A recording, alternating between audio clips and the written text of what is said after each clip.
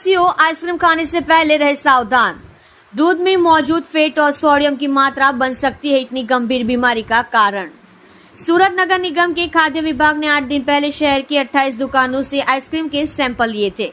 सत्यापन के लिए वेसू स्थित नगर निगम की प्रयोगशाला में भेजा गया, जिनमें से 10 दुकानों के आइसक्रीम के सैंपल फेल हो गए हैं। इसलिए जुर्माना लगाया गया है, लेकिन ये कम गुणवत्ता वाली आइसक्रीम गंभीर बीमारी का कारण बन सकती है। हृदय से जुड़ी परेशानियां हो सकती है। स्वास्थ्य विशेषज्ञों का कहना है कि हल्के आइसक्रीम खाने से लंबे समय में स्वास्थ्य पर प्रतिकूल प्रभाव पड़ सकता है, क्योंकि दूध में वसा और फ्रुक्टोज पदार्थों की मात्रा कम होती है। ट्रांस फैटी एसिड बढ़ता है, जिससे खराब कोलेस्ट्रॉल भी बढ़ता है, जो दबाव बीमारी का कारण बनता है और हृदय धमनी को प्रभावित करता है और दिल का दौरा पड़ सकता है। साथ ही आइसक्रीम में इस्तेमाल होने वाले दूध में ज्यादा तरल पदार्थ होता है। 10 दुकानों के सैंपल गिराए गए, जिसकी यदि इस तरह है। संत कृपा natural Kothi ice cream, Janta Nagar society, LH road. Madhav ice cream, Nidhi complex, Chowpatty के सामने, नानावराचा। चंदा मामा आइसक्रीम, मेंज, Siddheshwar society, Ved road. Sant Kripa ice cream, Janta Nagar society, Lambe Hanuman road.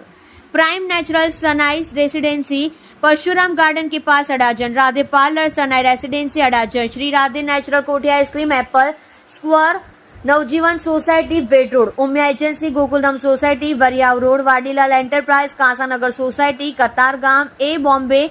सूरत आइसक्रीम के and quality, Kalyan Nagar society, पौना सीमाड़ा रोड के सैंपल फेल पाए जाने पर स्वास्थ्य विभाग ने इन सभी शॉप पर कानूनी कार्यवाही कर जुर्माना लगाने की कवायद हाथ ली है।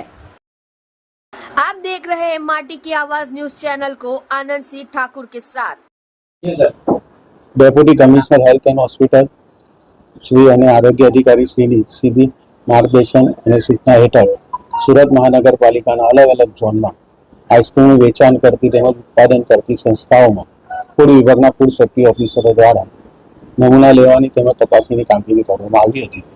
આ લગભગ 29 સંસ્થા જેવી હતી, જેમાંથી નમૂના લેવામાં આવેલા હતા। તે નમૂનાઓમાંથી 10 સંસ્થાના નમૂનાઓ ધારાધોરણ મુજબનો માલુમ નહીં પડેલા।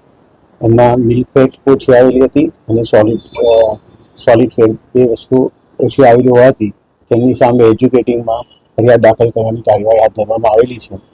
તેમજ ત્યાંથી લગભગ 80-79 જેવું આઈસ્ક્રીમનો નાશ કરવામાં આવેલો છે। એના જો બીજી કોઈ ફેટ ઉમેરેલી હોય તો લાંબે ગાળે શરીરને નુકસાન કરી શકે। મિલ્ક ફેટ ઓછી હતી અને ટોટલ સોલિડ જે હોય તે ઓછું હતું। આઈસ્ક્રીમની અંદર મિલ્કનું પ્રમાણ કેટલું હોવું જરૂરી છે અને આ જે 10 સંસ્થાઓમાંથી આ જે મળી આવ્યું છે તેમાં મિલ્કનું જે પ્રમાણ છે કેટલું ઓછું છે? મિલ્ક ફેટ ઓછામાં ઓછી 10 હોવી જોઈએ, એનાથી પણ ઓછી આવેલી છે। એટલે નમૂનાઓ ધારાધોરણ મુજબના હોવાનું કહેવામાં। તેની કેટલી આડઅસર આવી પ્રકારની આઈસ્ક્રીમમાં રહેવાની છે? એટલે અન્ય જો ફેટનો ઉમેરો હોય તો એમાં શારીરિક નુકસાન થઈ શકે। તો હવે લોકો પાસે જે ફેક છે એને કઈ રીતના પગલાં લેવાશે? એમની સામે એજ્યુકેટિંગમાં ફરિયાદ દાખલ કરવાની કાર્યવાહી હાથ ધરવામાં આવેલી છે। લાયસન્સ થઈ શકે? ના, જે થાય તે એજ્યુકેટિંગ ઓફિસર શ્રીના ઓર્ડર મુજબ થશે।